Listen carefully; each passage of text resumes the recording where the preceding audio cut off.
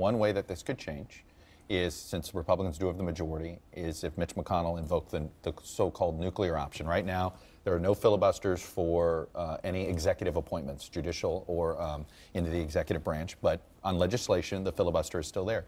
Do you want Senate Republicans to go nuclear? I don't think going nuclear, when you have 57% of the Senate voted for the Collins Amendment that would take away the president's action, that's not nuclear when 57% of the American representation says it's wrong.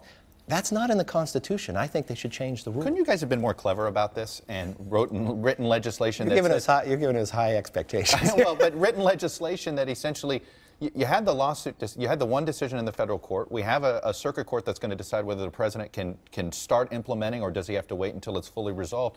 Why not make the funding contingent on the lawsuit? Well, there's a different argument that you go with the fees of what's going forward. But don't you think something's wrong with this administration, this president, when the highest court in the land twice in the last year said you overstepped your authority, and 22 times he said he didn't have the authority and did it?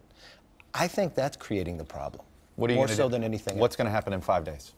Well, I hope we settle our differences. That's what the American public expects. That's what Harry Reid said, that he thinks the best way to do it. Can you bring the Senate bill on the floor? The Senate has passed full funding of DHS without the extraneous amendment on the immigration policy. Can that pass the House of Representatives? We have sent that bill back to the Senate. The Democrats had a motion to instruct, and it failed on the floor. So that answers the question right now. As of now, no, it cannot. What's going to happen in 5 days? Will it shut down? You know, the best thing for the American public is that we do our job, that Washington changes, that the Senate and the House get together and fix their differences and find common ground. Okay, but this is not the reality.